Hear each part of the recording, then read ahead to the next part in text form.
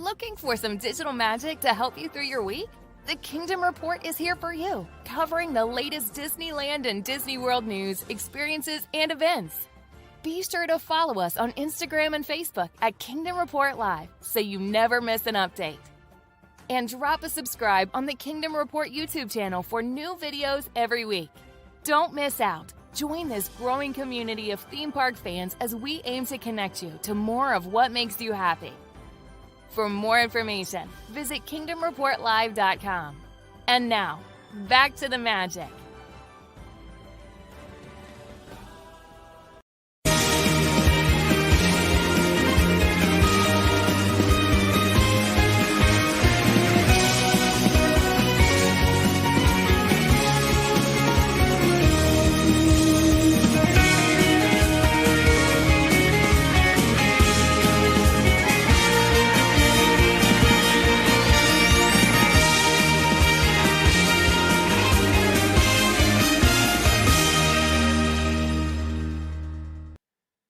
Disney News Talk Live. Hey everybody, it's Wade for the Kingdom Report, back with you once again, covering all the latest Disney news, all of the latest stories coming out of the Walt Disney Company on a day where Destination D23 has taken place, the Destination D23 Saturday. I am pumped. I don't know about you. There's a lot to cover today. There is so much that happened even this morning that we are going to get into, a full recap of all of the domestic park highlights. There's even a lot of stuff going on internationally with the other parks, including Disneyland Paris and their big anniversary coming up. But we're going to dive into all of it for you here today, as well as things going on at Walt Disney World, a lot of entertainment returning, which is so thrilling. A lot of entertainment questions that we've had as to whether or not certain things are going to be coming back. We now have validation of that.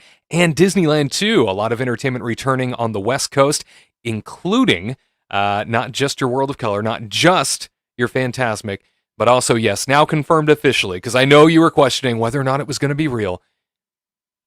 The Electrical Parade. It is coming back. So I know we all knew if they were going to hint at something like that, it was no doubt coming. But now it is real, it is official, and it is on its way. My friends, it is so wonderful to have you with us as part of our ongoing coverage of Disney Parks news this week. Like I said, from coast to coast, we're going to be covering it for you, Disneyland to Walt Disney World. In addition to that, I want you to be aware that this show is purely about your opinions, your experiences. That is what Disney News Talk Live is. It's different from, if you've ever seen our other show, Kingdom Report Live, that's typically in this slot on Saturdays, noon Pacific, 3 p.m. Eastern, where it's a studio show, and it's essentially a bunch of us, from the Kingdom Report. You listen to sort of our perspectives and our take on what's going on. I'll share my thoughts from time to time, but this is really about what you're thinking, what's on your mind, and your reaction to what's going on in the Disney Parks fandom right now, as well as across the Walt Disney Company. So we're going to be covering a lot of topics today.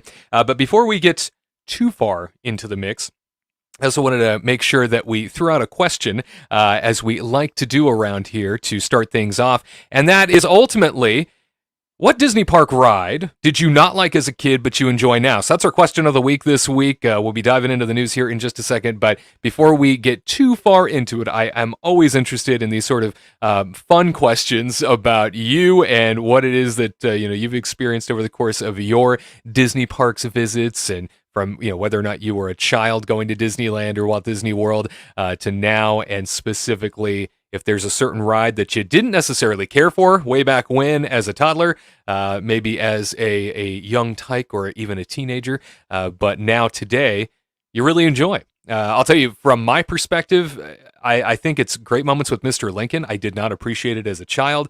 I did not appreciate that or the Hall of Presidents out at Magic Kingdom. So great moments with Mr. Lincoln, Disneyland side, Walt Disney World side, the Hall of Presidents. I think I just looked at it as like, oh, history on stage, that seems boring. I'm going to go ride Big Thunder Mountain because that's thrilling and exciting. I just didn't appreciate so much of what these shows bring in terms of historical perspective, in terms of technology.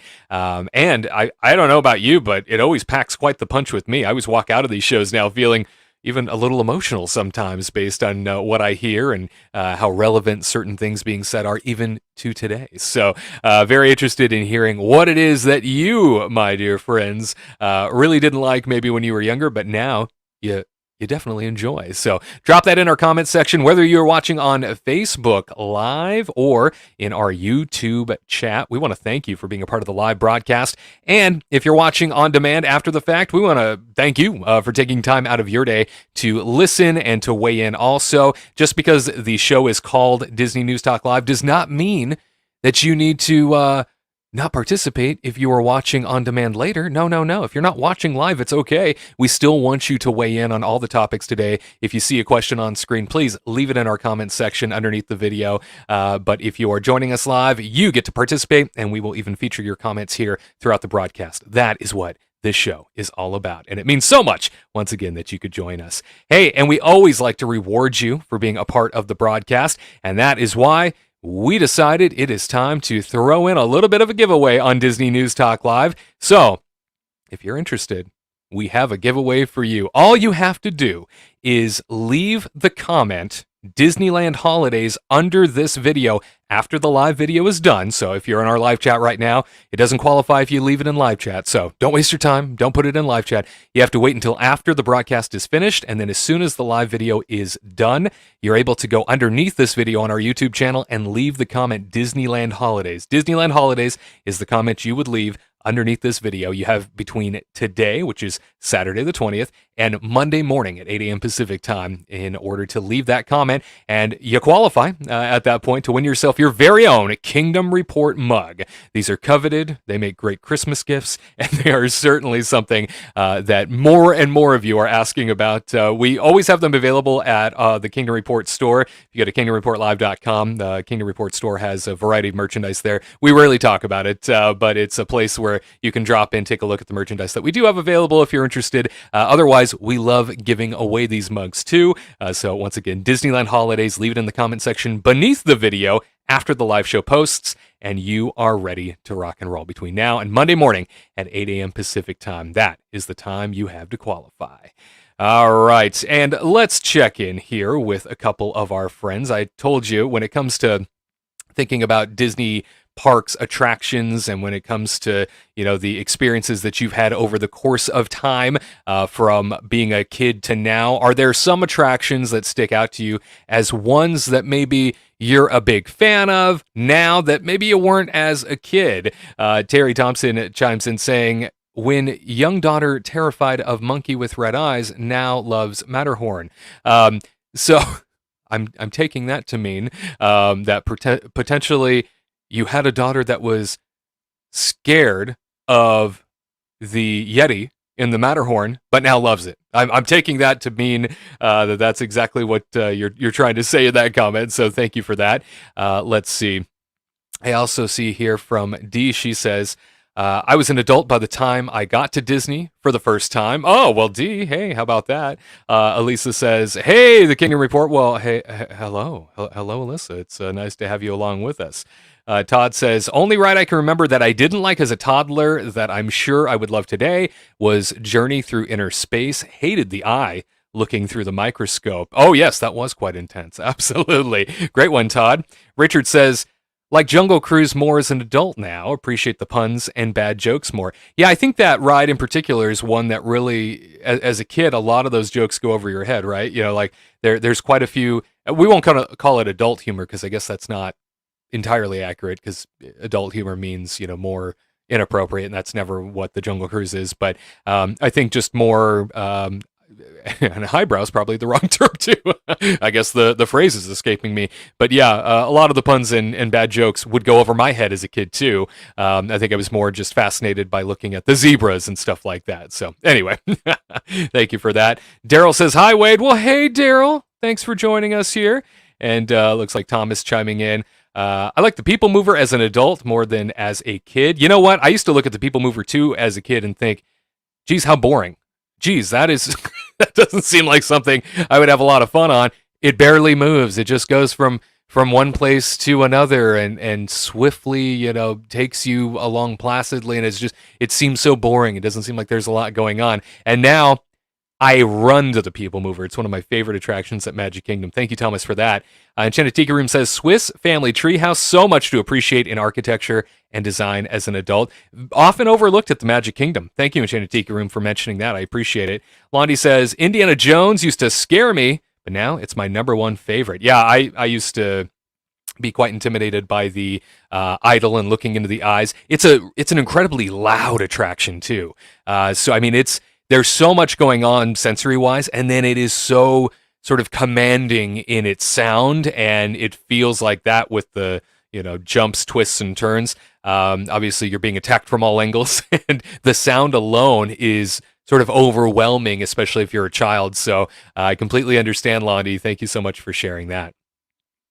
And Chuck says, I was scared of Space Mountain as a kid, but I live it. I think you mean love it. A must ride when I go to Disneyland. Yeah, it is fantastic. Love that. And Adventures in the Park says, still love the Matterhorn bobsleds. Rode it 3 times this morning. Well, aren't you just committed to the Matterhorn? Well done. All right, very nice. Well, thank you for that, my friends. I appreciate you checking in with the question of the week. You know, what it is when it comes to your favorite attractions now that maybe as a kid you just weren't into all that much. All right, and from here, I want to dive into a couple of stories. We're going to get to Destination D23 highlights here very quickly. So we're going to give you a full rundown as to what they were talking about domestic park-wise. As mentioned, we are going to be discussing with you ToonTown's future as well. As we have learned, a lot is coming to Toontown. A made-over Toontown is in our future, which is great news. Star Wars Galactic Starcruiser Hotel is on its way as well out in Walt Disney World, and that is the new immersive themed resort property that may just be the future of many Disney resorts. And the CEO is claiming that this is something that potentially they might be doing more of if it goes well. Also, Rise of the Resistance at Disneyland. Big news there when it comes to all of the line functions, everything from virtual queues to standby queues. We're going to be talking about that too. And then, of course, even some expansion going on at the Disneyland Resort, or we'll call it repurposing of space going on at the Disneyland Resort, announced this morning at Destination D23. And yes, It's a Small World is down. It's a Small World did not open with the holiday season earlier this past week as the kickoff for the holiday season commenced at the Disneyland Resort. And now there are all kinds of rumors floating about as to what really happened and what might be happening in the near future when it comes to this holiday classic. I'll give you a preview. Doesn't sound like it's going to be back during the holiday season based on everything that we are hearing. But again, we will dive into all of it here coming up in just a bit. But before we get too far down the line with all of those stories, something I wanted to make mention of is Bob Chapek, everybody's favorite Disney CEO. He did not show up to the Destination D23 event this weekend at Walt Disney World. The Destination D23 event, for those of you that are unfamiliar, is a huge showcase talking about all the things coming to the Disney parks globally, all the things coming for your super fans typically attend this event, but all the things coming company-wide. They have a lot of things that they like to share at this event, a lot of new announcements that they like to make. And I'll tell you folks, Bob Chapek took some heat this past week as people started to realize that he had quietly been removed from the lineup. I believe he was supposed to be the opening speaker. He was supposed to do sort of the opening commencement, if you will, of the Destination D23 event. He was removed from the event quietly. Disney fan media caught on to that real quick and started to question as to what was going on. This led to a statement being made by Bob Chapek on the D23 podcast, and he said, I'm sorry, I had every intention of trying to make it this year. As you know, I've made the last several. I really love that event. Unfortunately, this year, given the new job and given the tugs I get from several different areas, it's impossible for me to make it, but I will be there in spirit. So that's one thing, to say that you're not going to make it because, I'm a CEO of one of the biggest media companies in the world, and I'm just a busy guy, right? I've got a lot going on. I've got a lot happening. So this created a bit of controversy online. WDW News Today ended up running a story that speculated basically that Bob Chapek quietly removed himself from the lineup and did so because there is some concern that he might get booed or jeered at the Destination D23 event. Obviously, this location for Destination D23 at Walt Disney World packed full of the most hardcore and rabid of Disney fans, and this was something that they pointed to, I guess, back in October 1st when Chapek was at the 50th anniversary kickoff for Walt Disney World.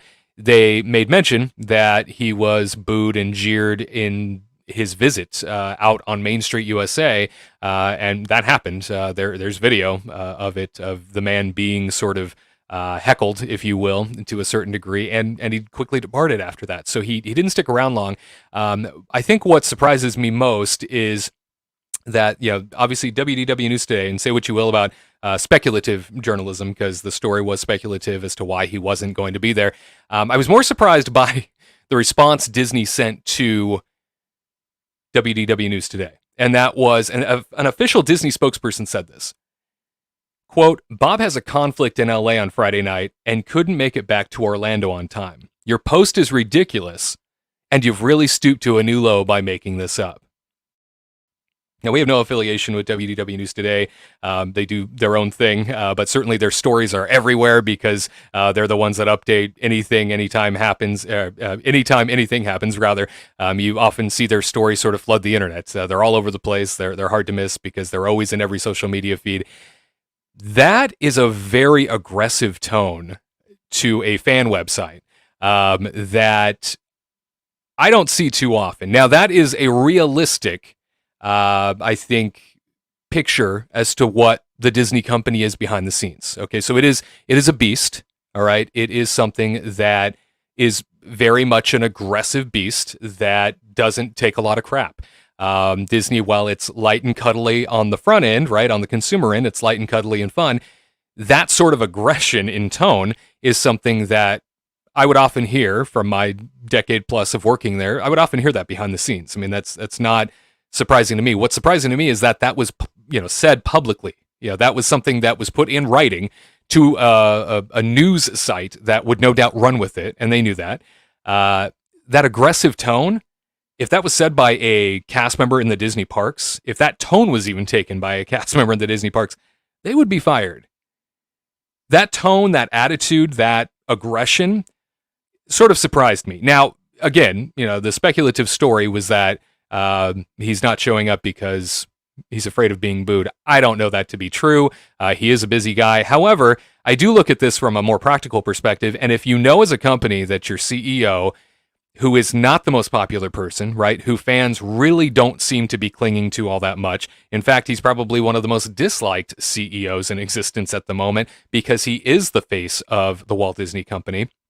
If you know that's your problem, why wouldn't you try and work on it and put him front and center to try and at least soften all of the chaos, at least soften the blow, at least soften that sort of, I guess, unfortunate painting of him that now exists in the Disney fan community, especially knowing that the Destination D23 event is the place where all fans, rabid and loyal, like to come to hear what's new and what's next. You're going to have them right there. Even if some boo, which, that's classless. I mean, booing him on stage at an event where he's coming to announce what's new and what's next, that's not necessary, I suppose. But, a couple weeks ago here on the Kingdom Report YouTube channel, we ran with a story about the petition that's being circulated regarding Bob Chapek being removed as CEO. Now, we all said on the show, obviously, that change.org petition, that's not going to do anything. It's not going to make an impact. It's not going to cause the company to about face and change anything. But it is something to be said, and this is the reason why we covered it. How many other CEOs in existence do you know of, modern day, that have change.org petitions circulating to remove them because of how bad the fan community thinks they're doing? You don't see it too much. And so we talked about it. That video continues to be watched, commented on, even at this very moment. I mean, it continues to be shared. People are very passionate about this guy in particular. Now, as we like to remind everybody all the time, Josh D'Amaro is the Disney Parks chairman, and certainly a lot of the decisions over the last year have had to go through him in order to happen. So we don't place all the blame at the sort of feet of Bob Chapek, but certainly this is something where if you think that your problem is perception with the most loyal of the fans, why wouldn't you show up at the one event where you know the most loyal of your fans were going to be? And why wouldn't you make every effort to try and change that image? Why wouldn't you make every effort to try and engage those fans and say, I'm not who you think I am? Maybe things get painted really unfortunately in the media, and I'm not the most charismatic speaker. I'm not that person, but I'm here to try and change that by not showing up. And by the way, we have an update today as to why he didn't necessarily make it. We're hearing now unconfirmed reports that he was at Bob Iger's farewell dinner. It was a special farewell dinner, very intimate, just a handful of people. At this juncture, though, Bob Iger's a really smart guy. I can't imagine that he would think missing an event like this, where Bob is already being scorched by these particular fans, missing an event like this was a good idea. Anyway, it seems to me like a miscalculation on Disney's part, and then to come out swinging as they did with WDWNT and be so aggressive in their response and saying these things to them was kind of surprising to me too. That's not typically something that's said publicly by the company, even though it might be, they're blacklisted on the whiteboard in their offices or something like that. They don't typically come out swinging like that sort of style of language. And then we move from Bob Chapek not making it to the Destination D23 event at Walt Disney World to something that was said this past week in an earnings call by the Disney CFO. Now, this has also made the rounds to a certain degree, and it's something that's rather unfortunate, but this was being talked about recently where this Disney CFO, Christine McCarthy, was talking about the viability of the parks and what the future is going to look like when it comes to finances and being able to navigate the sort of uncertain future with the rise of inflation. And you have so much going on with the supply chain at the moment. You also have, still sort of pandemic regulations happening in certain capacities and in certain places versus more looser restrictions elsewhere. So anyway, she was weighing in on that. And she made some suggestions. I believe she got asked by a reporter sort of, what can we anticipate when it comes to the parks? And she said, we can adjust suppliers, we can substitute products, we can cut portion size, which is probably good for some people's waistlines. We can look at pricing where necessary. We're really going to try to get the algorithm right to cut where we can and not necessarily do things the same way. So this rubbed a lot of people the wrong way. The reason why I wanted to make mention of this story as well, in addition to what is going on with Bob Chapek as the CEO, and then of course the way PR is handling him not showing up at Destination D23. I don't know if you're feeling what I'm feeling, but I spent a decade plus of my life working with the Walt Disney Company, because I believe in what it is that the Walt Disney Company does, and I believe in the magic, and I believe in how it impacts people for the better, how it lifts people up. I believe in all of that. Seeing what we saw from the PR department, right? Hearing that they said that publicly, that they put that in writing, and seeing this come from the Disney CFO, and I'm sure it was meant to be some sort of joke, but this was a really short-sighted thing to say. This was such a bad thing to say. I don't know how she thought it would be funny. To say this when specifically speaking about the parks, this oozes disdain for the consumer, for the guest. This oozes a sort of thumbing of the nose at the guest. And I try to be as optimistic as I can when it comes to the Disney company, But at the end of the day, and I like to remind people of this, we try to be incredibly balanced on this channel. We try to be as supportive of all the fun stuff and the wonderful things that Disney does, which is the majority of the stuff that they do. But we also are very realistic because it's a business. It's a company, as I mentioned here just before. It's an organization that does have a very mean, nasty business side to it, and that's why they're successful. And to not acknowledge that they have that side is ignorant. So, yeah, you need to acknowledge it, okay? They're there to make money, all right? They exist to try and collect your income, all right, to make it their income. That's why they're in business. But to say something like this, to share that that they're going to cut portion sizes, right, substitute products, and this is probably going to be good for some people's waistlines. A very unfortunate use of words here by the Disney CFO. An almost snobby response, an almost snobby way to answer this question, as though you're looking down at the Disney Parks guest or something. It just comes across so elitist and so disrespectful of a consumer base. I don't know about you. Anyway, I don't want to spend a lot of time on it. It rubbed me the wrong way hearing, one, that Chapek quietly removed himself from the lineup of Destination D23, because I'm sure he doesn't have a private jet that can get him from one side of the country to the other or anything like that. He's only, one of the most powerful CEOs in the world. Two, how the Disney PR team handled it. And then three, what the Disney CFO is saying about the guests at Disney that come to these parks. And she promises that cuts are coming. More. Record profits, right? They're rebounding. They're doing quite well.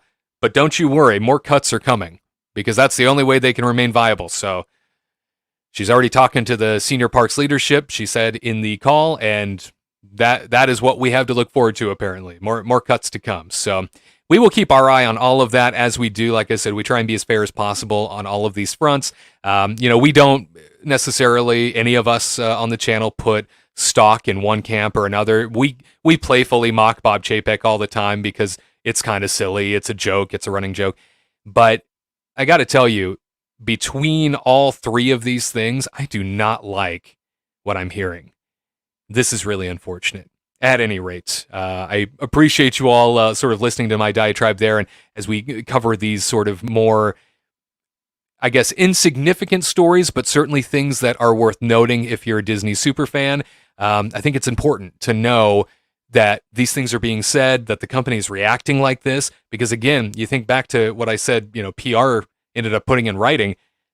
Disney Parks cast member would say that they'd be fired. Okay, so I just don't understand where they think it's appropriate to act that way, and to try and bully around a news site. Whether you agree with them or not, whether you like them or not, to put that in writing as one of the biggest media companies in the world, kind of surprising. At any rate, I want to know, tell me, what do you make of Disney CEO Bob Chapek missing the D23 fan event? What do you think when it comes to Bob having been on the list, having been the person that was supposed to be doing sort of the opening announcements, if you will, the kickoff of the event? He suddenly removes himself, right? He quietly disappears from the lineup and then makes the acknowledgement, I love it. I love the event, but I just can't make it this year. I'm a busy guy. I got a lot going on. Do you think it was in malice? Do you think this was something he really does like being a part of? Because he's been a part of several when he was the parks chairman, no doubt. But what do you make of it? I'd be very interested in hearing what's on your mind. And now, let us not waste any more time. Let us dive right on in to the highlights of the Destination D23 event. There's a lot that happened this morning. We are going to cover it for you. Like I said, there's so much going on here today, and so we're going to sort of compact everything domestic park side for you, and go ahead and share that with you right now. From the Destination D23 fantastic Disney celebration event out of Walt Disney World, we learned the following as Josh D'Amaro, Disney Parks chairman, took the stage to announce that Imagineers are bringing new magic to the Disneyland Hotel. Now, we knew that a new DVC tower was on its way, as construction has already begun in the back section of Disneyland Hotel property. Imagineers are hard at work infusing the new resort property with elements that bring Disney storytelling to life, all inspired by characters and stories from Walt Disney Animation Studios' classic films like Sleeping Beauty. There will be a newly designed pool and recreation area, along with a variety of room types and the ability to explore the magic steps away at the Disneyland Resort. And out east, as part of the historic transformation of Epcot, teams have been reimagining the front of the park and the entry experience for guests. In the future, there will be a new location near Spaceship Earth called Dreamer's Point, with a spectacular view of the park and a new statue of Walt Disney himself. Disney Imagineers are now working to bring this new statue to life. Josh also shared the name of a new quick-service restaurant, Connections Cafe and Eatery, debuting in the World Celebration neighborhood of Epcot as part of the park's ongoing transformation. And Guardians of the Galaxy Cosmic Rewind will open to guests in the summer of 2022 in Epcot as part of the Walt Disney World Resort 50th anniversary celebration. Debuting in the newly renamed World Discovery neighborhood of Epcot, this family thrill coaster attraction will match the scale and adventure of the Guardians of the Galaxy films, inviting guests on an intergalactic chase through time and space. It will feature the first reverse launch on a Disney coaster, and it'll be one of the longest fully enclosed coasters in the world. Guardians of the Galaxy Cosmic Rewind will feature Academy Award-nominated actress Glenn Close reprising her role as Nova Prime, the Xandarin leader and commander of the Nova Corps. And over at the Magic Kingdom, Josh shared a new image showing exciting progress being made for the much-anticipated Tron attraction coming to the Tomorrowland section of the park. However, no details as of yet as to when it will officially be opening. We move back out west now at the Disneyland Resort as the next evolution of Downtown Disney District is being planned, with work starting in January 2022. The multi-year project to reimagine Downtown Disney District will include an even broader collection of shopping, dining, and entertainment experiences. More details are still to come in 2022. The concept art that you are seeing is said to be taking the spot of the AMC Theater, the theater that closed its doors several years ago in preparation for what the Disneyland Resort thought was going to be a new luxury hotel property. However, the city of Anaheim disagreed, and the hotel did not move forward. However, now we are seeing that the location itself, which remains just a facade front with a huge empty shell, is now going to be knocked down to make way for all the new shopping, dining, and entertainment. And the next generation of Magic Band Plus wearable technology and Hey Disney voice assistant recently announced for Walt Disney World Resort will be coming to Disneyland Resort in 2022. This will mark the first time Magic Band Plus will be available at Disneyland Resort to enhance the guest experience with hands-free convenience as it unlocks unique moments of magic for Disneyland Resort guests. Some of the features of Magic Band Plus will vary between Disneyland Resort and Walt Disney World Resort, and they will share more details in the months ahead. The Hey Disney voice assistant will work alongside Alexa on Amazon Echo devices and also will begin rolling out to guest rooms across the hotels of the Disneyland Resort.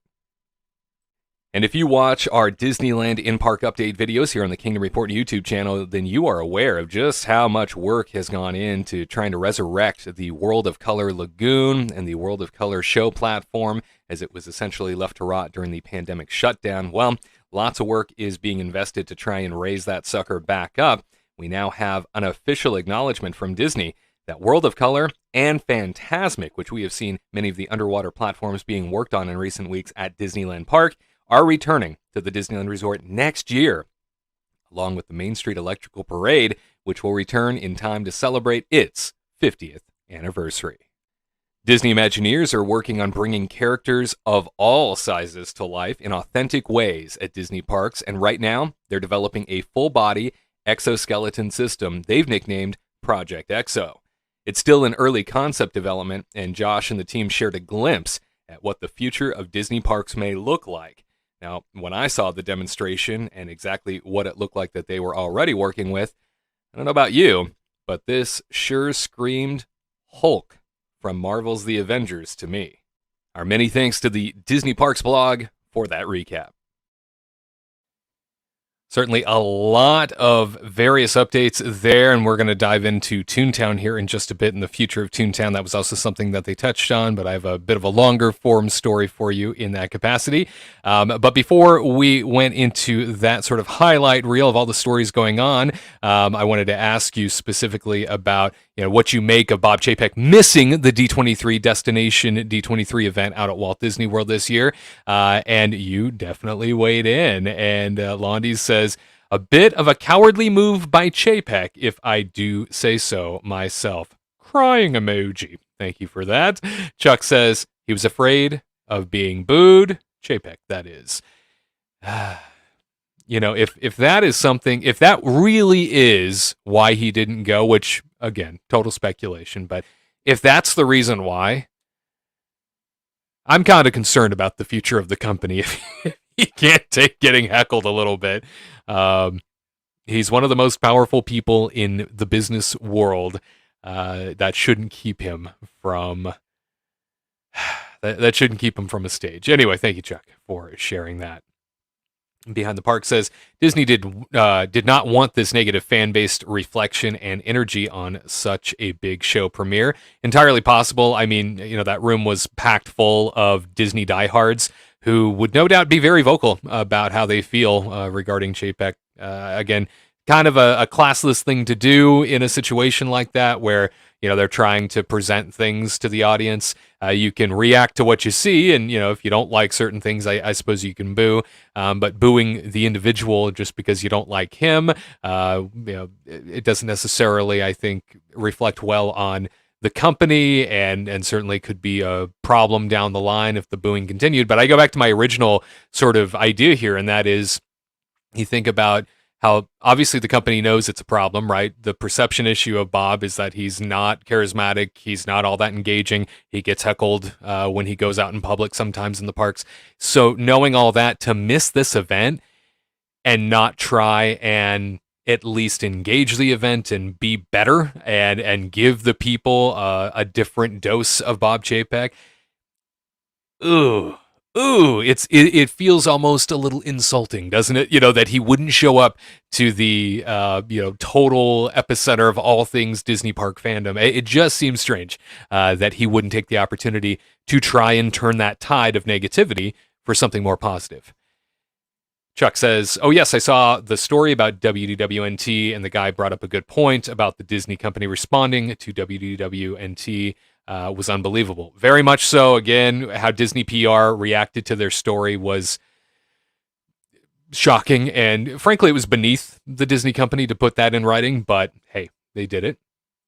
Todd says, I don't believe the conflict story. If Joe Rohde can make it, the Imagineer, by the way, can make it coast to coast to be present for the opening of Flight of Passage and Guardians of the Galaxy Mission Breakout on the same day, Chapek could make it from LA. I've heard that said before. Yeah, I don't disagree with you there. Yeah, to make it to Orlando for the opening speech at D23, that's for sure. Unfortunate, to say the least. All right, thank you all for weighing in. Thank you all so much for sharing your thoughts on when it comes to Bob and missing the D23 event. I really do appreciate it. We'll take one more here, and that is from Terry. She says, perhaps she was trying to be humorous. This, of course, relating to the Disney CFO making the comment about the waistlines of the guests in the park. Perhaps she was trying to be humorous while saying we have to figure out how to make more money but offer less to guests but make them think it's in their best interest. Entirely possible. It really came off bad, though. And unfortunately, she's going to have to live with that. I don't think there's a whole lot of coming back from a comment like that, no matter how you try and fix it. The damage has been done, it was said, and unfortunately, between the CFO and the CEO and the Disney PR antics, things just aren't looking good from a messaging standpoint here in the last week. That's for dang sure. Once again, thank you all for sharing your thoughts when it comes to this topic. All right. And from there, we move on to our next big question. You saw what I saw, right? You saw it. I know you did. Destination D23 announcing that Downtown Disney at the Disneyland Resort is going to be evolving. As they say, there is going to be an evolution of the area down next to I suppose they're going to knock down AMC theaters. So they are going to take their time to create something new in that space. And in addition to that, they are going to, it looks like, add some even more green space and more shopping, dining, and entertainment. So now the question to you all is, what would you like to see in the next phase of Downtown Disney? Certainly all these shells of buildings that have existed down there, as I mentioned in the story, all of these locations were vacated. ESPN Zone, you had Rainforest Cafe, AMC Theater, all vacated for the sake of the new luxury resort that was coming to the Disneyland property. And then, of course, the city was at odds with them, and that all got folded. Well, in the meantime, the tenants left, and so ESPN Zone has been a shell of its former self, only hosting a couple of photo opportunities recently. I know the Star Wars store sort of moved into the Rainforest Cafe location, and AMC Theater just remains a storefront, and they dress it up from season to season. That's about it. So it'll be great to see AMC Theater, because that's a very large complex, to be knocked down and to open up that whole space on that end. That's a great idea. I'm interested to hear what you think needs to move into that next phase of Downtown Disney. Certainly, there's a lot to consider when it comes to that space, I guess down to the nitty gritty, because it butts right up against the monorail station, right? So it bumps right up next to the station itself and becomes a whole new open area based on their concept art, if you take a look here. So very interesting. I don't know, the style looks strange to me, just because this style does not, at least in my frame of reference, this style does not match up with the rest of Downtown Disney. And Josh D'Amaro said in the Destination D23 announcement this morning that, we started evolving Downtown Disney here a few years back, and they brought in, like a new paint job, and they certainly made things aesthetically look a little different. They don't match up with what we're seeing here. And so I think that's a very interesting data point, just because this looks like old Tomorrowland to me. I mean, I don't know about you. This looks like 1960s Tomorrowland to a certain degree. So I know it's just concept art, and these things have a way of changing over and over again. But I think it's very interesting that they would go with this right off the bat, don't you? So again, very interested in hearing what it is you think needs to come during the evolution of Downtown Disney. What's new and what's next? They haven't announced what will be moving in. But what do you think Downtown Disney needs more of? Please go ahead, drop it in our comments section. As always, your perspective. Oh, yes. Yes, it does matter. All right, my friends, plenty more to talk about. Lots more news stories to jump on into and share right after the break. You don't go anywhere. Disney News Talk Live continues next. I'm dreaming of a white Christmas with lots of snow and icicles and magic. Well, just keep dreaming, because dreams really do come true. Oh, I love it when dreams come true. And I especially want this one to come true. Most of all. Well then, keep on dreaming and believing, and you may be surprised.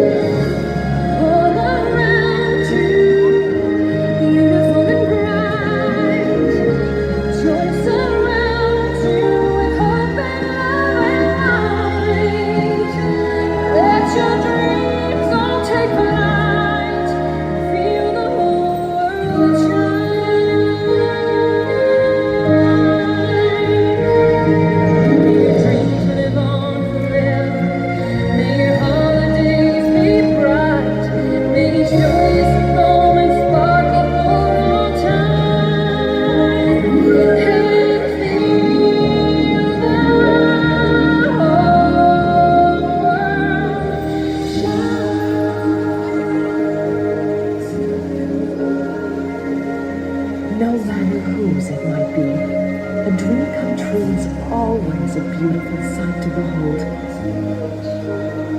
Keep on dreaming, for the best is yet to come.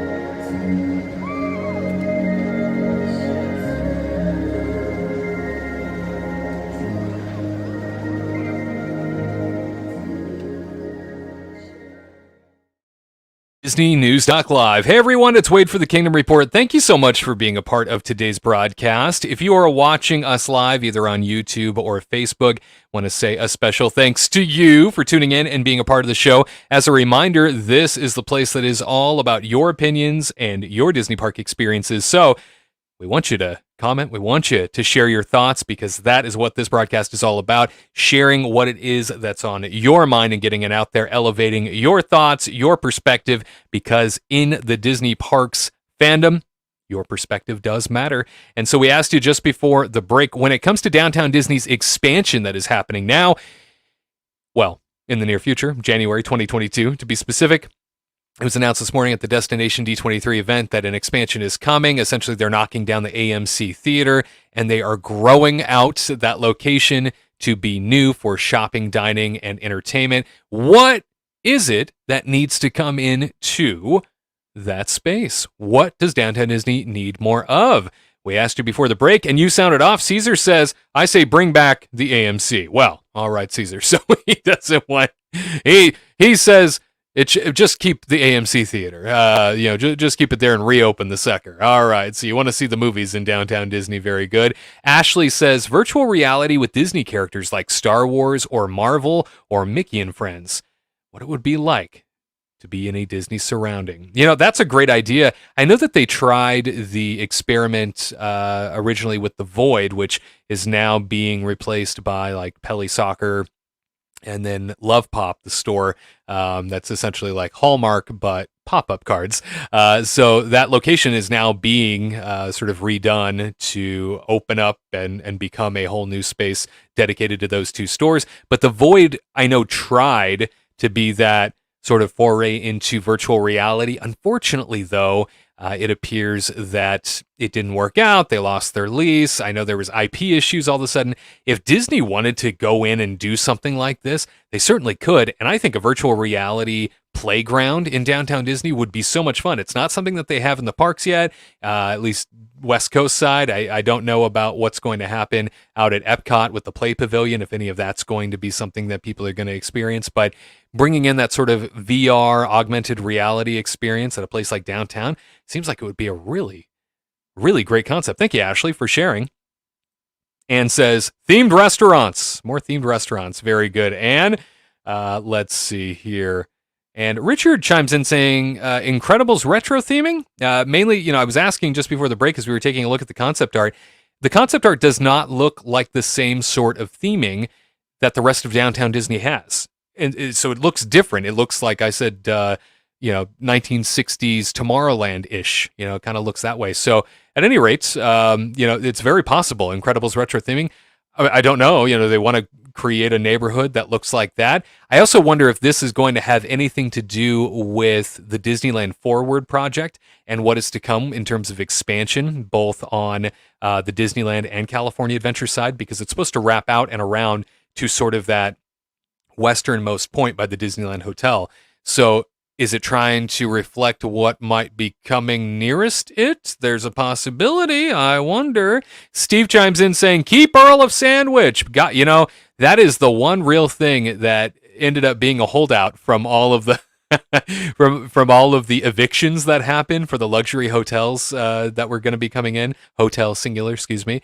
That is the one thing that got to reopen because they hadn't quite moved everything out yet, and it was easier for them to move right back in. So that is the one thing that remained, and thank goodness, because Downtown Disney really does need more affordable food options, and Earl of Sandwich is just one of very few where that's the possibility. So I agree, Steve. Do not let Earl of Sandwich go by the wayside. Thank you for that. And then Lori chimes in saying, I think Downtown Disney needs a store for moms for moms to be, rather, a store for moms to be, and pregnancy clothing as well as infant wear. That's a great idea, Lori. A really clever idea that I think could definitely be something that would be beneficial for a place like Downtown Disney, full of women and children, the families that like to come there. A store for mom. What a great idea. Thank you for that. And Todd says Downtown Disney needs more dining to replace Rainforest Cafe and ESPN Zone. And I certainly hope, Todd, that when this new expansion takes place, or the sort of gobbling up of the space that's already there. I keep saying expansion. I guess it's more of a retheming and an evolution of space. Hopefully, that is exactly what's coming. Is for the sake of dining. I was talking with Tyler Crouch from the Kingdom Report Live earlier today. He was telling me that it would be really beneficial if Downtown Disney brought in something to the effect of like an Anaheim packing house. For those of you that don't know, just up the street from the Disneyland Resort in downtown Anaheim, there's something called the Packing House, and it's essentially a multi-story facility that has all kinds of small quick service type restaurants all packed in side by side, and it's just a complete pick your poison of best foods from top to bottom. And there's all these storefronts, all these different options. I think something like that would be a brilliant idea to bring in to Downtown Disney. And finally, Jesse says, I'm still hoping they'll retrofit another Star Wars bar restaurant into the Star Wars trading post. You know what? They've got all that space where that store is in the former Rainforest Cafe complex. I sure hope so, too. There's a lot of room in there to do more. Let's see them do more. It's a great idea. And Thomas, he weighs in saying, I would like In-N-Out Burger at Downtown Disney. Oh my gosh, wouldn't we all? That would be fantastic. Yes, yes, yes. All right. Thank you all for sharing. I so appreciate all of you sharing your thoughts and being a part of today's topics. We do have plenty more to talk about, including the Toontown expansion and the remodeling coming, including all of the things going on out east as well. But we are going to continue now with an unfortunate story, and that is that It's a Small World. It's down. Small World down! Comicbook.com writer Christian Hoffer writes the following, saying a classic Disneyland ride could be shut down for a lengthy period of time due to possible flooding. Earlier this month, Disneyland officials closed down It's a Small World due to an accidental flooding issue caused when technicians were refilling the ride's waterways after adding holiday decorations. Some of the machinery for the ride was damaged due to the flooding, leading to Disneyland not opening the ride to kick off its annual holiday transformation last week. Disney has remained quiet on when the ride would reopen, but one Disney insider speculates that the ride could be shut down for a year or longer. Dave Koenig, a Disney Parks expert and historian, notes that the flooding in It's a Small World was significant and that it's possible that the ride's machinery will need to be replaced. Koenig notes that the flooding incident is similar to one that occurred at World of Color at Disney California Adventure, an adjacent park to Disneyland that kept World of Color shut down for 9 months. In this case, the replaced parts could take longer to replicate as they were original to the ride, which was first built in 1964. The ride would then need to be recertified before it could be opened again. Dave Koenig writes in a tweet saying, cast members I've heard from say the damage is far worse than Disney is letting on. Apparently, the Small World flume began leaking when it was being filled in the early hours of last Wednesday, November the 10th. The problem was not discovered until several hours later. He goes on, tweeting, by that time, the water had filled up the basement levels of the attraction and the basement stockroom for the adjacent Small World toy shop. But, just as with World of Color, there was massive damage to electrical and mechanical equipment that runs the attraction. He continues by saying, fears are that a considerable portion of the machinery, some dating back to the 1960s, may have to be replaced and then recertified by Cal OSHA. One maintenance worker said the attraction could be closed indefinitely. Worst case scenario, he writes, up to a year before everything is working again. While It's a Small World isn't as popular as, say, the Matterhorn or Space Mountain, it is still a beloved part of Disneyland for many visitors. Losing the ride for a prolonged period of time would definitely hurt the spirit of the park. Koenig does note that the up to a year timeline is a worst-case scenario, and that Disney is doing everything in its power to get the ride reopened in early 2022. Once again, these words come to us from comicbook.com writer Christian Hoffer. Tough news to say the least. Very unfortunate to hear that It's a Small World is going to be out of commission for a while. I know that they are doing the round-the-clock work going on as we speak. I was at the Disneyland Resort this week and saw not only, which you saw in the video if you're watching, the work going on right outside the center console area, the dispatch area of It's a Small World. They have security posted 24/7. That doesn't happen unless there's something very sensitive that they don't want people to see, very sensitive that they don't want looky-loos for. This is no doubt a multi-million-dollar repair based on what's going on, based on everything that we're hearing. This is not a simple fix, and I can't believe it happened. You know, they've done this overlay for years, and there's never been an issue. It's a simple overlay. They come in, they change the music, they move around a few lights, they change some of the decor from place to place within the rooms, but for the most part, it's not something that is too dramatic. It's not a huge major overhaul. They have a lot of these things that are even staged within the building throughout the year, and they just, take the covers off and put the things up. It's shocking to me that poor It's a Small World may not even be joining us for the holiday season after all. All the best to the teams that have to repair and take care of this. It's shocking to say the least, and we all wish It's a Small World the very best. Hoping to see it return here in the near future. Hey, other news that we wanted to touch on very briefly out east at Walt Disney World. Ladies and gentlemen, great news when it comes to entertainment returning. We've already shared with you out west at the Disneyland Resort that a lot has already occurred on this end in terms of announcements and things that are going to be returning from World of Color to Fantasmic in 2022. The Main Street Electrical Parade is officially coming now. But we also heard that while they don't have necessarily specific finite dates, we are getting confirmation now from the Destination D23 event that new Mickey's Magical Friendship Fair stage show is coming to the Magic Kingdom. So that's fantastic. I guess a reworked Mickey's Magical Friendship Fair show is on the way. If you are a fan of the Fantasmic out at Disney's Hollywood Studios, you are in luck. It is returning in 2022. Again, no set date, but they are confirming that it's coming back, as we have seen a lot of overhead work going on. And what I mean by that is overhead shots of the work going on, rather, in the amphitheater at Hollywood Studios. And so it is coming back, which is fantastic news.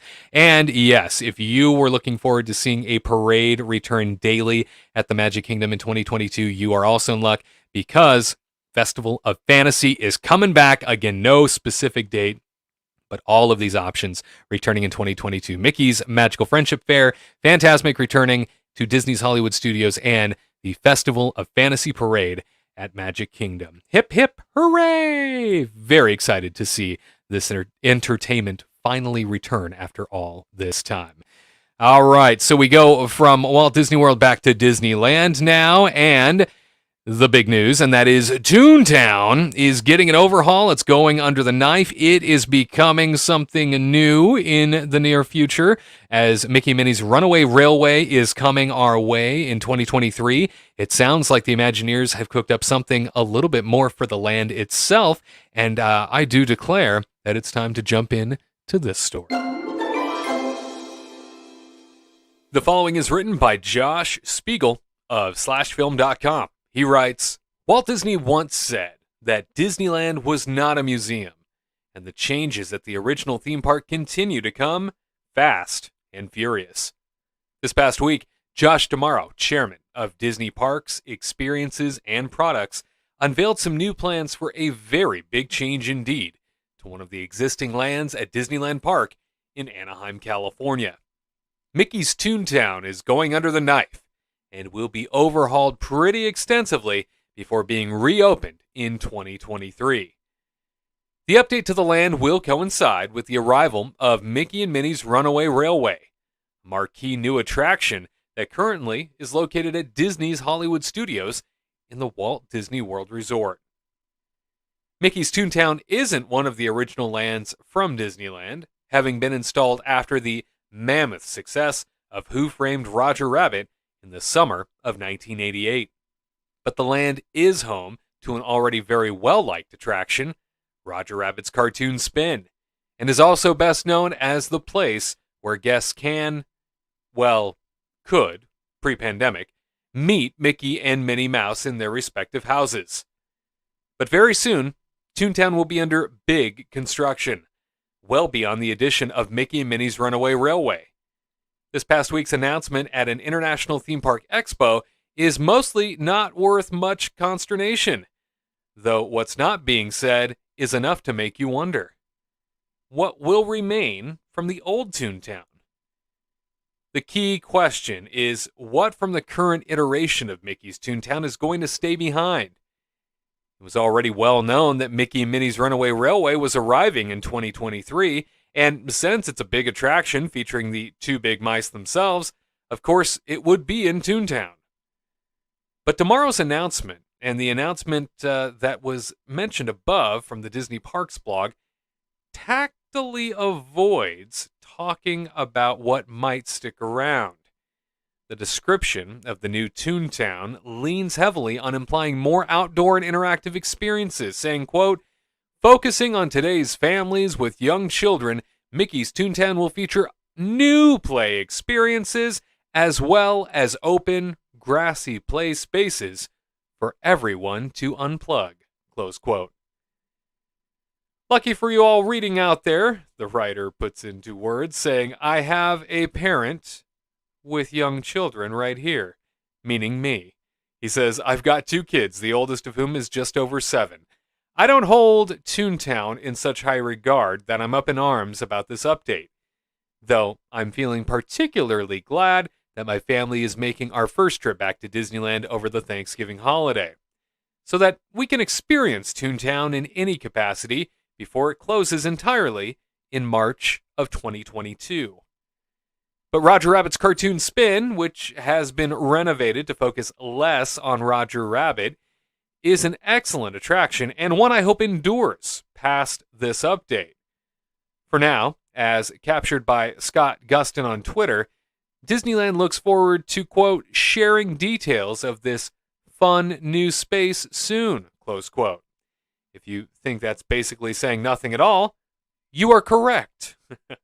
He goes on to say, "I would also point out that there's plenty of, quote, play experiences and open play spaces for kids to let out their energy now, or there would be if they weren't closed for understandable pandemic-related reasons."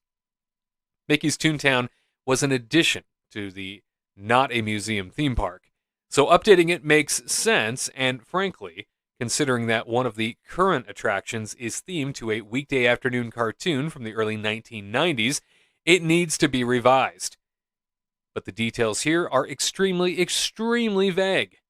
And not mentioning that Roger Rabbit's Cartoon Spin would survive the update could be a cause for alarm. Or nothing at all. Let's keep our fingers crossed. Once again, many thanks to Josh Spiegel of /film.com for that write-up. So the concept art is sort of intentionally vague, as they tend to do when it comes to the Imagineering mock-ups of what is to come, right?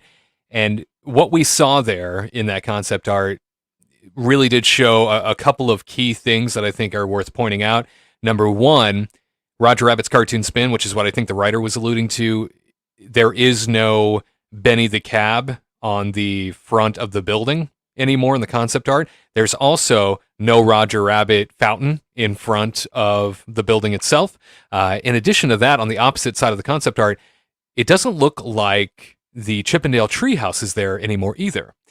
Which, if you watch the Disneyland in-park updates that I do, the one this week, I sort of weighed in on that and talked about how, with the concept art, it would appear that with the Chippendale treehouse out of the way, there is a potential, and we'll see. Of course, this is all speculation on my part. There's a potential they might be connecting finally Star Wars Galaxy's Edge into Toontown, and finally the whole park will be connected for the most part. And it should have been done when Galaxy's Edge opened for the sake of connecting everything back there. But there would be a lot of digging. There would be a lot of work that would need to be done for the sake of getting Toontown over to Galaxy's Edge, because there's a service road right behind it. There's a lot of work that needs to be done because there's a road that goes up and around into Fantasyland that would need total reworking. But is that what's about to happen? Because they are going to be doing an awful lot of work by shutting Toontown down in 2022 and then reopening everything in 2023. I mean, they are going full bore, which excites me because I didn't anticipate Toontown getting any more love outside of Mickey and Minnie's Runaway Railway. This is fantastic news. It was looking very long in the tooth. It was having a very hard time competing with the rest of the park. It just looked like it was being forgotten about for the most part. And that leads me to the question that I have for everybody here today, and that is, what do you think is the biggest problem with Mickey's Toontown right now? When you think about Toontown, when you think about how Disneyland sort of brought this into being in the early 90s, and it was this fresh new place to be, and think about all the things that were there too. You had the ball pit for Chip and Dale, you had Goofy's bounce house. There were so many things to do in this area, in this location, kind of like what they're saying they want to do moving forward, right? So they're saying they want to create more places for kids and families to play. They had that in the early 90s, and then they took it all out because kids got injured, right? Kids ended up breaking their legs in the bounce house, and kids ended up doing their business in the ball pit. I know that's sick to think about, but that's usually what happened. And so they would have to clean out the ball pit every day, multiple times, because they were running into those issues. So it's time to sound off. It's time to share what you think the biggest problem with Mickey's Toontown is right now. What would you fix? What would you want to bring in back there? Do you think that Roger Rabbit's Cartoon Spin is going to be either overhauled or removed? We do know that obviously Jessica Rabbit getting sort of modified here in the last few months. All that news was breaking about how they were going to adjust the storyline. Do you think Roger Rabbit's Cartoon Spin is going to survive, especially seeing that the fountain is gone, Benny the Cab is off the marquee? What's going on there? I'm interested to hear your speculation when it comes to what's coming into Toontown next and what the biggest problem is when it comes to Mickey's Toontown right now. All right. Share those thoughts with me, whether you're watching on Facebook Live or YouTube. We want to hear your voice. We want to hear what's on your mind. That is what this show is all about. It's Disney News Talk Live. Your opinions, your Disney Parks experience. Stick with us. Plenty more straight ahead.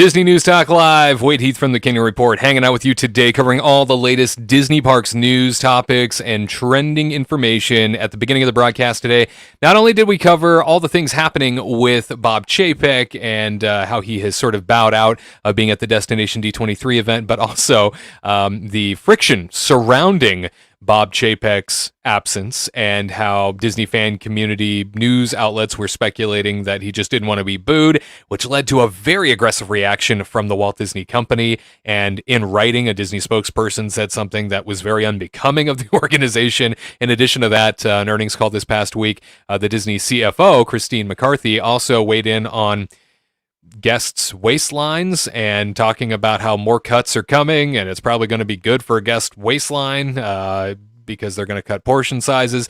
Again, I think it was an attempt at humor that fell really, really flat, unfortunately, and it's just been a bad week of messaging from the Disney C-suite. And then on top of that, we've also shared with you all kinds of details coming out of the Destination D23 event from Walt Disney World this week, sharing with you all of the things that happened this morning, all the big announcements that occurred, including all the new entertainment stuff going on at Walt Disney World, and the things that are coming out to Disneyland. So lots of things to go back and listen to if you're just joining us live, or if you've been with us on demand the whole time. You already know what I'm talking about, right? We also discussed Downtown Disney's expansion, or should I say the reallocation of space, as they're going to knock down AMC Theater and build on that space and do more with Downtown Disney. So that's very exciting news too. But just before the break, I asked you, hey, when it comes to ToonTown, which we know will be shutting down in spring of 2022 and going under the knife, complete overhaul, right, as Disney Imagineering puts it,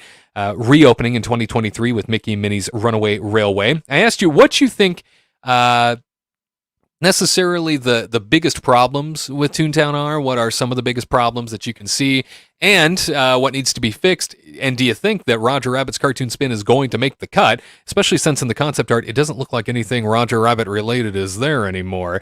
So Anne chimed in, sharing her thoughts, saying, I think the 90s cartoon he is alluding to is Gadget's Go Coaster from Chip and Dale Rescue Rangers.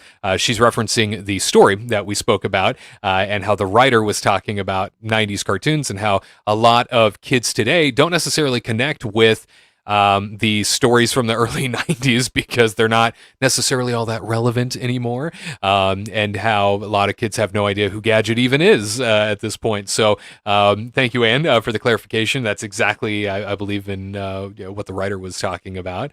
We also move along here. And we check in with Richard, who says, it never felt organic to the park. It felt like a Six Flags edition. Always seemed 10 degrees hotter than anywhere else in the park. Amen, Richard. I don't know what it is about Toontown, but you're absolutely right. It's like the surface of the sun back there, isn't it? It's bizarre. I think maybe it's just because they don't have a whole lot of shade. There's very little shade, very little foliage. All of the foliage that they do have back there, for the most part, are like tiny trees so that it doesn't throw off all of the forced perspective of the land. So the trees are really just props. They're not there to give you a whole lot of shade or comfort. And so I completely agree. It's always hotter back there. But interesting that you say it never felt organic to the park. It felt like a Six Flags edition.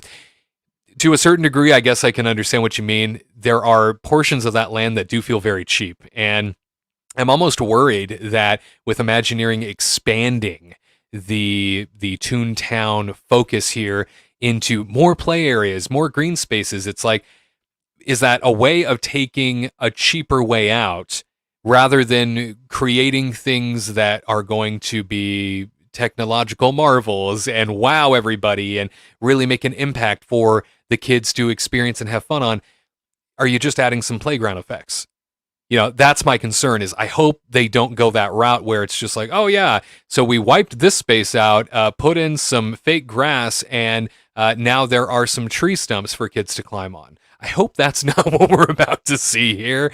I'd like to have faith that Imagineering is going to wow us in Toontown, especially since Toontown is the only domestic Toontown that still exists. Certainly as Walt Disney World did away with their version of Toontown many years ago, and it's something that I think holds a special place in a lot of people's hearts, especially those kids that grew up in the 90s and remember Toontown as sort of that, oh my gosh, it's a cartoon world come to life. I hope they do it justice, that's for sure. So thank you, Richard, for sharing all of your thoughts there. Adrian says, Roger Rabbit is a classic. It will be like Mr. Toad's ride in the future. You know, that's a great point. I agree. Roger Rabbit is one of those attractions that has so much happening in it. It's probably one of the best dark rides in existence, hands down. And I feel like Mr. Toad, while it gets forgotten about a lot and isn't necessarily something that a lot of people rush to, it's not, on everybody's top of ride list. It's also very short. Roger Rabbit's Cartoon Spin routinely still gets major lines, 45 minutes, an hour or more. That still happens quite often. Now, if you go back to Toontown in the first 2 hours of the park open, you're probably going to be able to jump on with less than 10-15 minutes. But as the day wears on, that ride becomes increasingly popular throughout the day and is certainly something that still carries a lot of demand with it in terms of lines. So, great point, Adrian. Thank you for that. Caesar says, the biggest problem with Toontown, I would say, that it has not aged well. I completely agree. They also haven't kept up on all of the aesthetics. A lot of things have been left to peel, rot.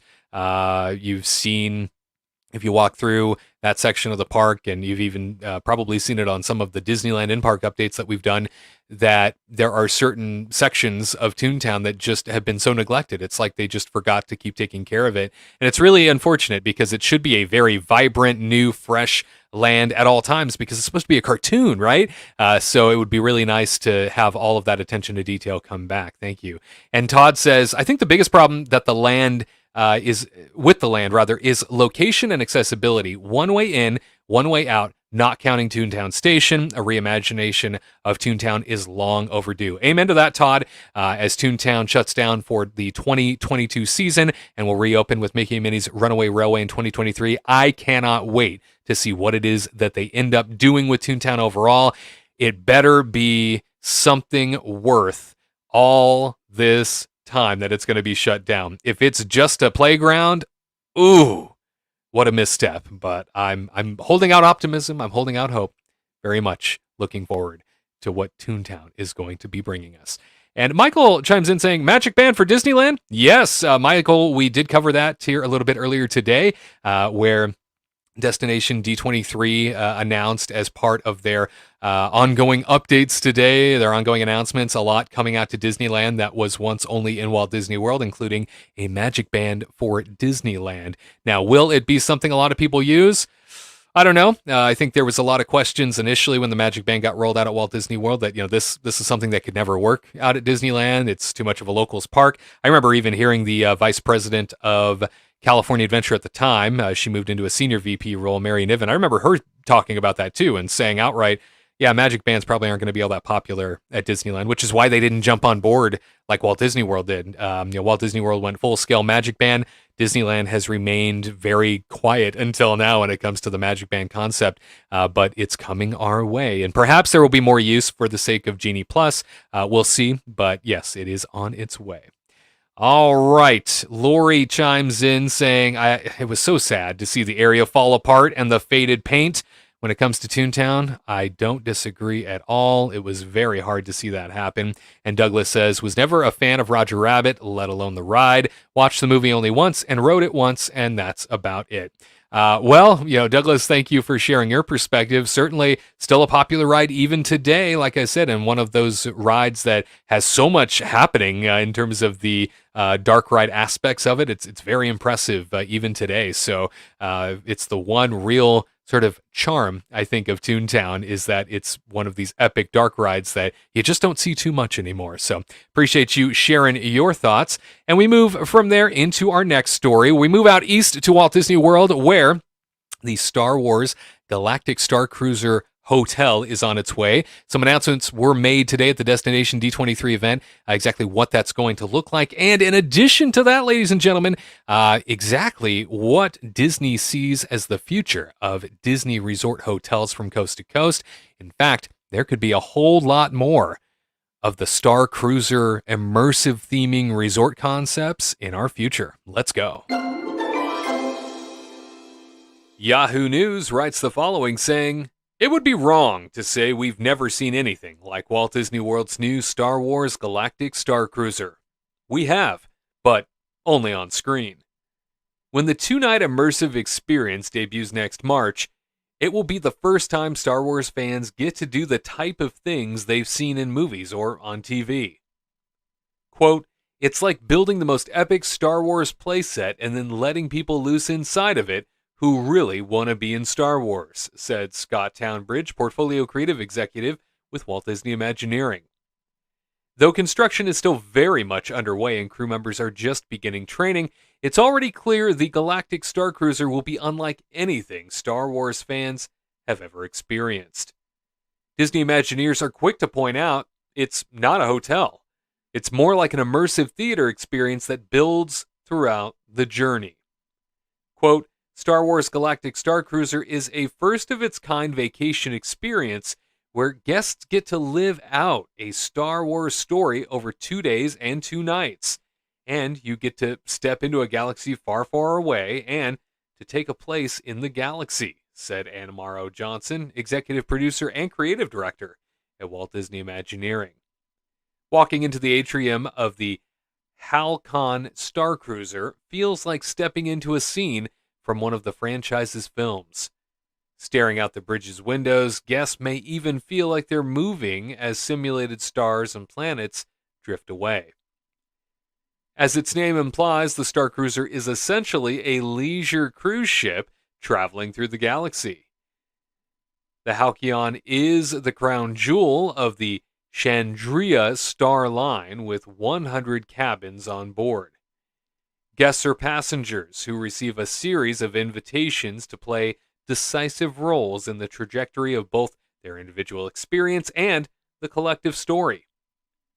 A host of characters will accompany and engage with guests throughout their stay.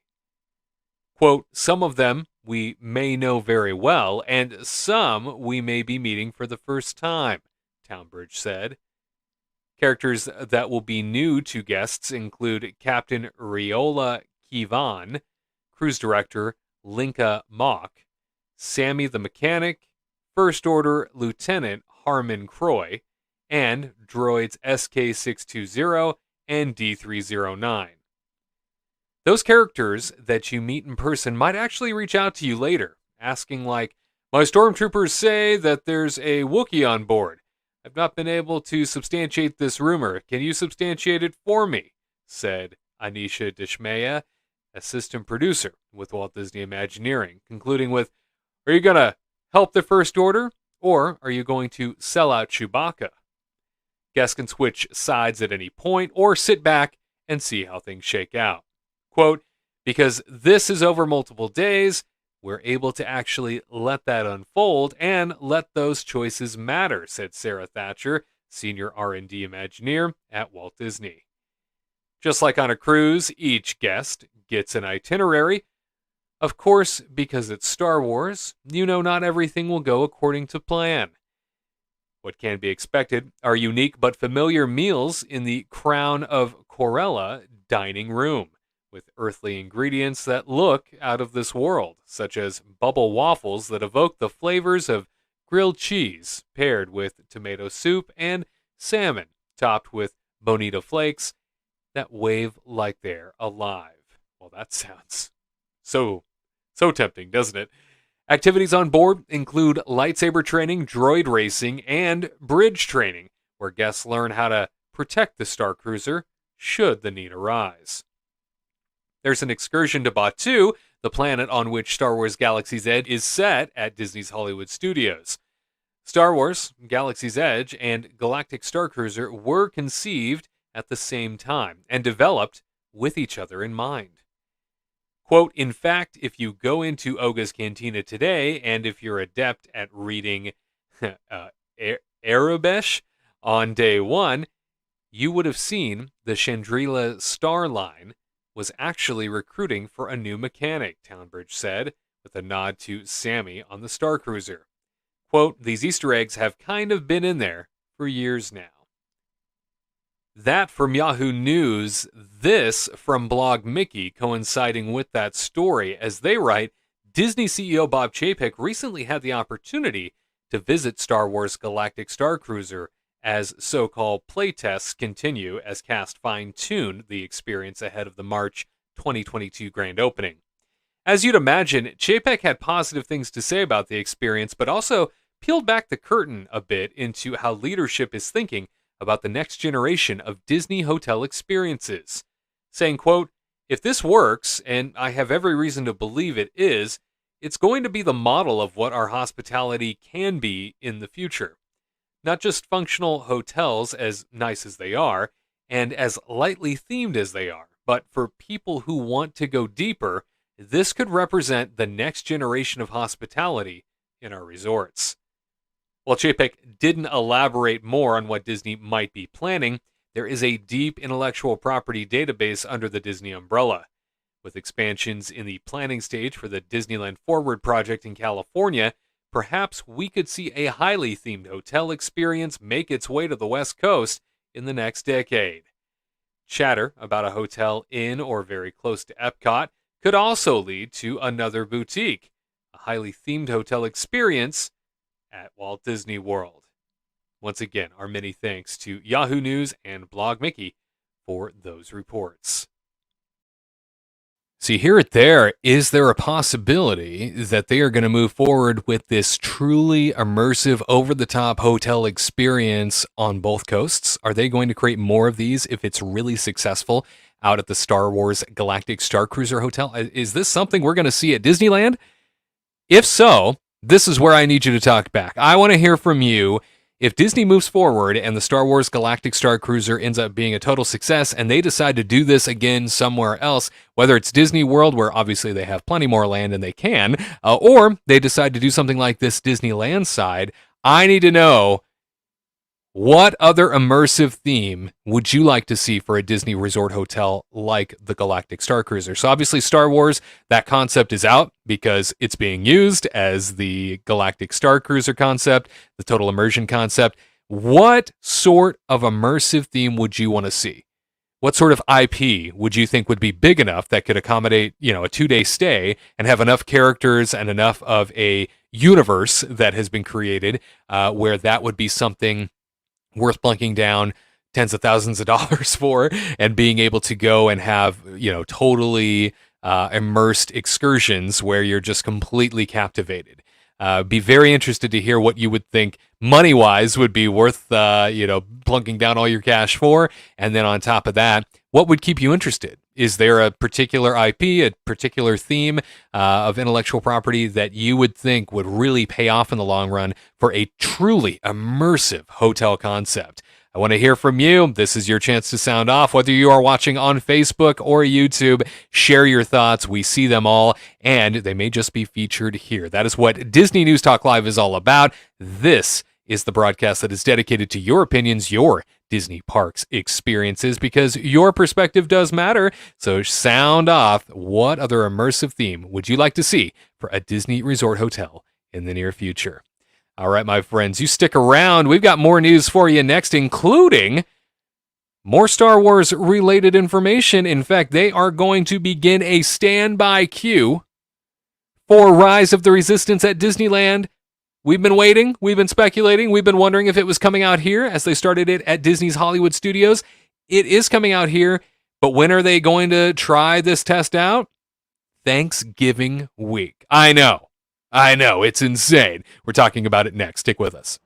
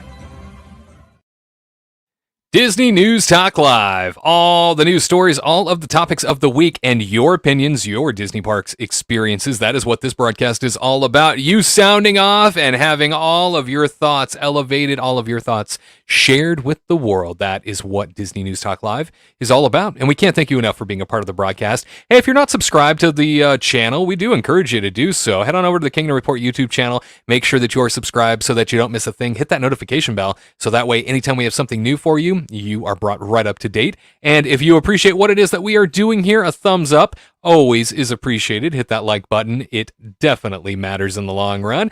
And we asked you just before the break, when it comes to the immersive hotel that is Star Wars Galactic Starcruiser Hotel out at Walt Disney World, if that is something that they try and do again, but with a different theme, what would you want to see as the theme? All right, Disney CEO Bob Chapek saying, if this is successful, we're going to do it again. This is the future.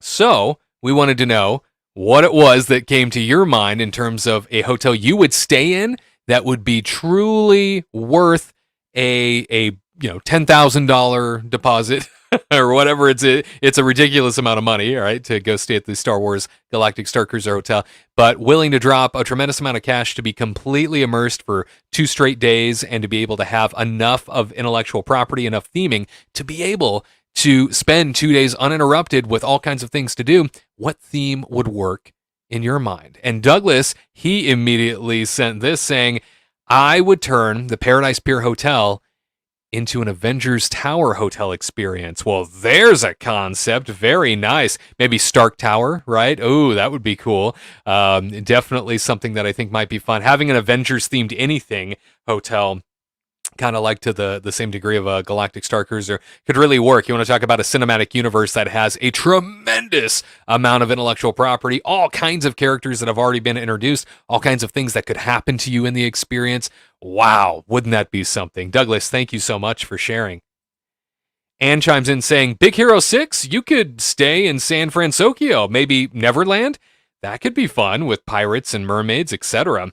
You know, and that's a fantastic idea as well, mainly because I know that the property to the due west of the Disneyland Resort, that's all a section of Disney that, remember, is going to be part of the Disneyland Forward project, where they want to expand the theme parks in those directions, right? In the west directions, both Disneyland side and California Adventure side.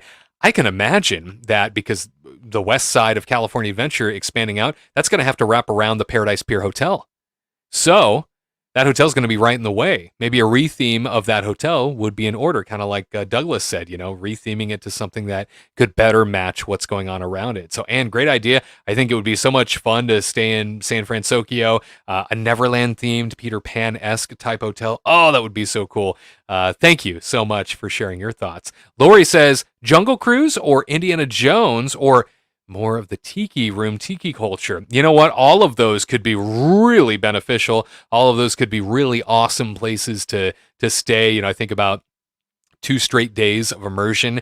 Indiana Jones with all of its film franchise, probably possible. You know, just thinking about all the characters involved and thinking about all the things that could happen to you during your stay, that could certainly play into it. And you know, the tiki room, tiki culture. I worry that there's probably not enough there in terms of characters and in terms of things that could happen to you over the course of 2 days. I guess it would be more of just sort of a relaxing environment where not a whole lot does happen. But if you're in it for total immersion and you know all the things need to come to you and happen to you, you know, I would wonder that the tiki theme probably wouldn't have enough going on to sustain 2 straight days. But great concepts there, Lori. Thank you for that. Richard says, neither are Disney IP, but Star Trek and Starfleet Academy or Hogwarts would be getting my money today. Well, it's not Disney IP yet. That's what I always like to say.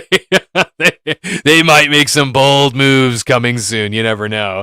Thank you, Richard, for sharing your thoughts. Todd says, I'm a huge Star Wars and Marvel fan, but to me, Star Wars and Marvel are not Disney. They are toys imagined by others that Disney bought. Keep the overpriced immersive experiences away. Very interesting take there, Todd. Thank you for taking the other side, as it were. Appreciate you sharing your perspective. That is what this show is all about.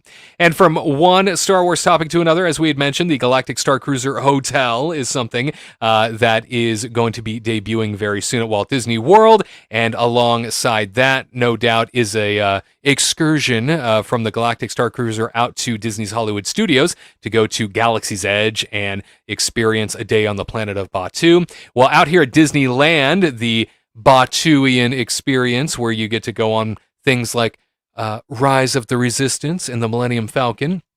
It is something that we have been wondering about now for the last few months since Disney's Hollywood Studios decided to go standby as an option for the Rise of the Resistance attraction out there. We were wondering if it was ever going to come here. Well, now we have our answer. Let's jump into that story. The following comes to us from Brady McDonald in the Orange County Register. He writes, Disneyland will test a standby line for the Rise of the Resistance ride in Star Wars Galaxy's Edge without a virtual queue as the Anaheim theme park prepares for the rollout of the new paid Genie Plus line cutting service.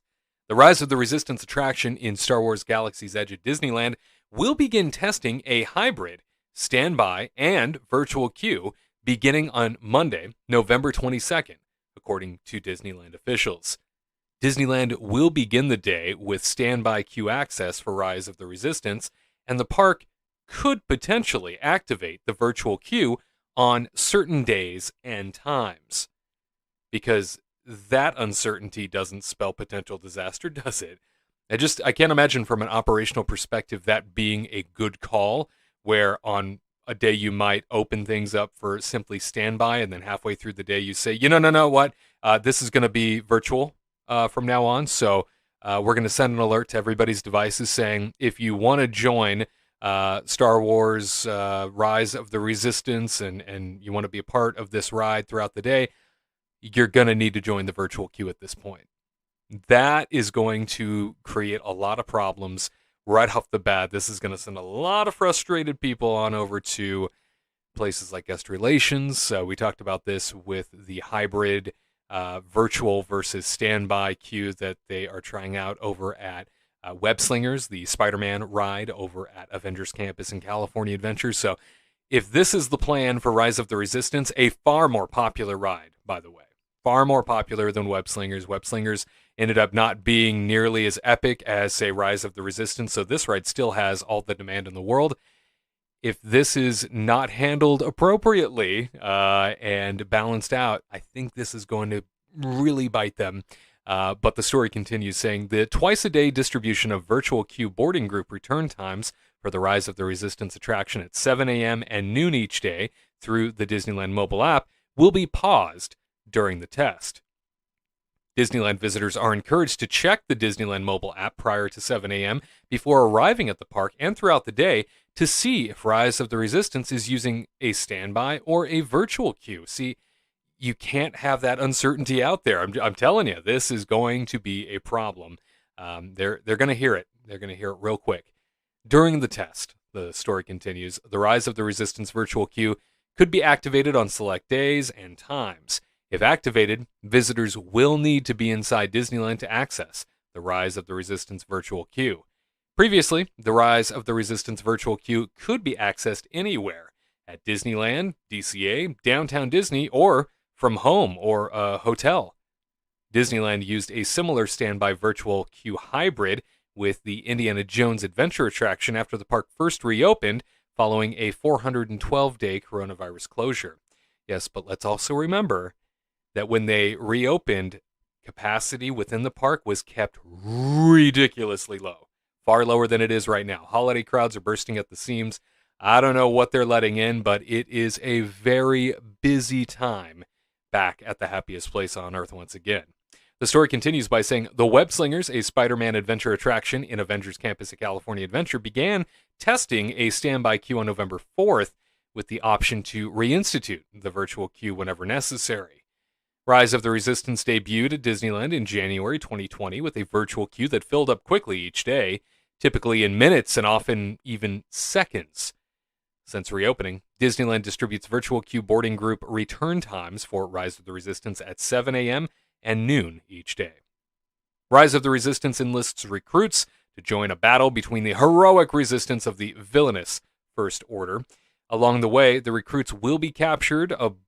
Well, way to give it away, huh? Way to spoil all the fun. You haven't been on the ride. Anyway, the story goes on. Along the way, the recruits will be captured aboard a Star Destroyer, break out of a First Order detention cell, elude the clutches of Kylo Ren, and escape back to a secret base on the Star Wars planet of Batuu. The setting of the new Galaxy's Edge lands at Disneyland and Disney's Hollywood Studios. Rise of the Resistance will be among the pay-to-ride individual Lightning Lane attractions that will be available through Disney Genie Plus when the new service launches later this fall as part of the Disneyland mobile app. Prices are expected to run between $7 and $15 per ride. Virtual and standby queues will still be available for attractions offering the individual Lightning Lane option to jump to the front of the line. Other attractions offering the individual Lightning Lane option include Web Slingers and Radiator Springs Racers at Disney California Adventure. Once again, thank you so much, Brady McDonald and the Orange County Register, for those words. So now we have it officially from Disney. They are starting a standby queue, a standby wait for Rise of the Resistance at Disneyland Park at Galaxy's Edge. We finally know it's happening. I know everybody had been speculating for a while, wondering if it was going to occur. It is now coming our way. Doing this on Thanksgiving week, I don't know how wise that is. Good luck to them. Those poor cast members that are going to have to be in the thick of this, trying to deal with all of the chaos, switching from one thing that they've been doing since they reopened to this new thing that suddenly they are just going to try and stuff everybody into the waiting area. And then on top of that, there are certain days it might switch to virtual. I said it there. I'll say it again. I really hope this goes off without a hitch, but having it up in the air as to what it could be day to day, virtual or standby, you're going to create your own problems, Disney. Just be careful and be very clear and consistent with what you expect and what you need from guests. That way you don't run afoul and create your own problems, because I think that's what's going to happen here. But it is great to finally have standby as an option for Rise of the Resistance. Now you can choose. If you want to go wait 3 hours for Rise of the Resistance, you can do it, rather than just missing the digital window where maybe you didn't get into the queue, you didn't get into the virtual queue, and so you're out of luck. That was happening to a lot of people. So now you have the option to do standby. So now it's up to you whether or not you want to wait. And it all begins Thanksgiving week ahead. I can't believe it myself. And then in addition to that, we mentioned there Disney Genie Plus service coming to the Disneyland Resort here this fall. Folks, fall ends December 21st, right? I mean, that's when winter begins. So I said it a couple months ago when Disneyland announced that Genie Plus was coming and they said late fall. I think I said over and over again to everybody, to them, late fall means December 20th at 11:59 p.m. So they might just keep this until the very last possible minute, or maybe they'll kick things off, the first week of December, who knows? But they have been very quiet about the Genie Plus service. In fact, there's even a lot of signage around the park that still needs to be replaced and updated. We've seen a couple of infrastructure pieces pop up in the last few weeks for Lightning Lane, but a lot of these major attractions that are supposed to have Lightning Lane don't have the signage yet. So before they make an announcement, they need to do that, right? So we're still keeping our eye on that. We'll keep you updated as to if we see anything change here in the next couple of days. But that about brings the broadcast to a close. Those were all of the stories that we wanted to touch on here this week. As a reminder, we'd like to reward you for being a part of this show. If you are somebody that tuned in, whether it's live or on demand, we want to reward you. All you got to do to win yourself your very own Kingdom Report mug, the coveted Kingdom Report mug, leave the comment underneath this video on our YouTube channel. So as soon as the live video posts, you're able to leave comments underneath the video. So if you're in our live chat while the show is live, you're not capable of doing this, okay? It doesn't work, all right? It doesn't qualify. So you got to wait until the show is completed. You can come in right underneath the video, leave a comment as you would any other time, but with the phrase that pays, and that is Disneyland Holidays. Disneyland Holidays is the phrase that pays this week, and all you got to do, leave that comment. We will reach out to you if you are the winner. That enters you into the contest. We randomly select somebody between now and Monday morning at 8 a.m. Pacific time is the time frame you have to leave that comment. Disneyland Holidays in the comment section underneath this very video, in which we will select a winner. We want to thank you once again for always being a part of these broadcasts, for always contributing. If you are part of the live show, sharing your thoughts, it means an awful lot. And if you are watching on demand, as always, please leave the comments too. Anything you saw in terms of questions that were thrown out here today, any sort of story topics that you saw, we respond to almost everybody. We do our best to follow up with everybody as much as possible. So leave your thoughts, leave your perspective. As always, it does matter. We want to thank you for being a part of Disney News Talk Live this week, and we want to wish you all a tremendously